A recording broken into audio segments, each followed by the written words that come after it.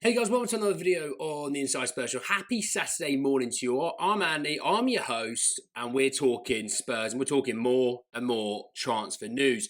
We're talking about Morgan Gibbs-White interest, we're talking about interest in strikers, and just a few other little bits to sort of get to, which we'll get to in due course. But I'm going to start with Morgan Gibbs-White because it came out yesterday, probably just after lunch here, saying that Spurs are set to revive their interest in Morgan Gibbs-White. It came from Miguel Delaney, but it's always quite interesting, is it just a one-off, reporter saying, are we going to go for him? Is it a double down sort of thing? It is a double down. There's been multiple double downs. The main one being the source, obviously very well connected in the Spurs world. It is something that, if you've got a couple of people doubling down on it, it's quite an interesting situation. Look, it's going to be a very difficult deal, if I'm honest. What happened last year was nothing short of a debacle. He obviously he actually had a really solid season. I'm shocked that he's not at the World Cup. Sorry, as much as I would like Gibbs-White, I don't actually see it happening. The main reason is obviously Marinakis doesn't like Spurs. Get it? Not a problem. All that being aside, Gibbs-White is still interested in the deal. That's also something that's been reported. But it's probably going to cost quite a bit of money. And yes, there was obviously that chatter around it's 60 million for Gibbs-White last summer. Obviously, we're not too sure exactly what that price will look like this summer. Has it gone up? Has it gone down? Has it stayed the same? I don't actually know. I'm not really going to try and even guess on that. But I just don't see it happening because of Marinakis and how he views Spurs personally. He would be fantastic, but I don't see it. The one thing I would say is, though, obviously there's chatter around Elliot Anderson and both the Manchester clubs, but, in particular Manchester City. And I've always said this, if a club is to sell two players, two of their main players, right? And we'll use Forest as an example. Let's say they were going to sell one of them, just for hypothetical sake. And they're only going to sell one, then you need to act quickly. Now, this ironically stands in Spurs' favour if they were to go for Gibbs-White. Okay, now hear me out. Anderson being at the World Cup, Gibbs-White not being at the World Cup. Players who aren't at World Cups are more likely to go, let's get it sorted, I'm going to go on holiday, and then I can come back ready for pre-season, right? Anderson being at the World Cup, depends on how well England do. It could be well into, middle, late July before he's even finished up with his, international obligations.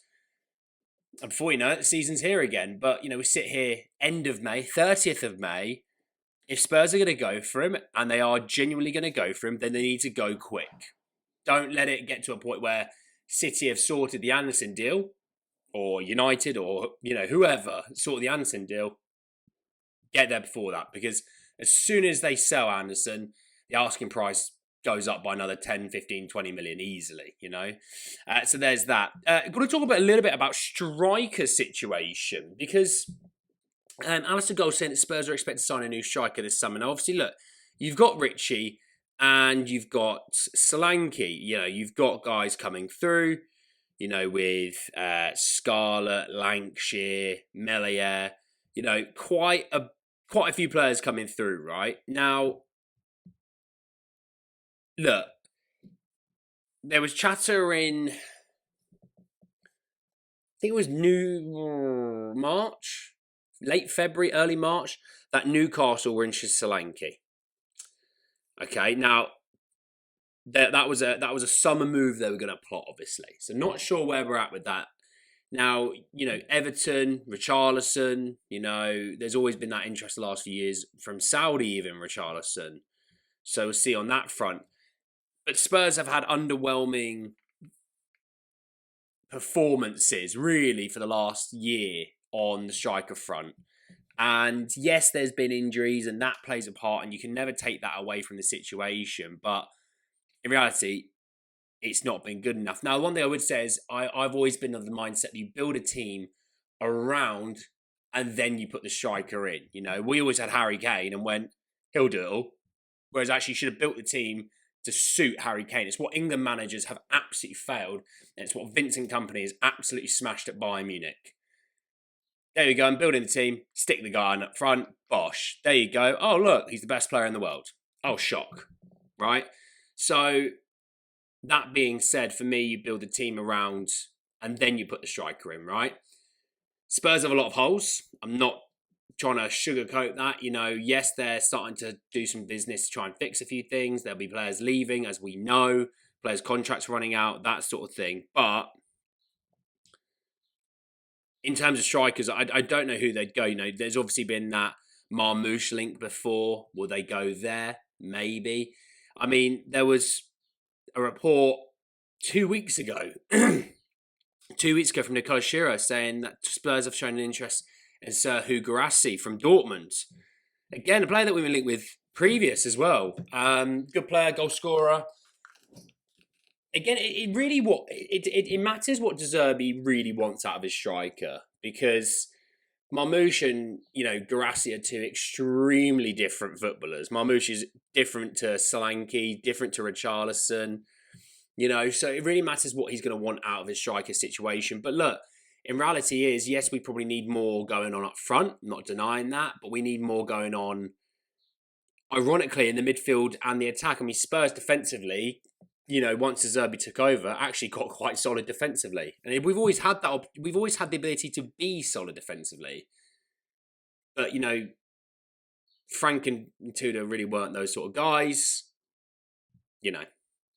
Andrew was gung-ho ball, wasn't it? So, I think, you add a few more talented defenders in there. Okay, you're sorted. Obviously, goalkeeper and Vicario and Kinski, we need to see what happens there. They're going to look at Trafford. They're going to look at someone else. There was chat about Carl Darlow for some reason. Couldn't tell you why.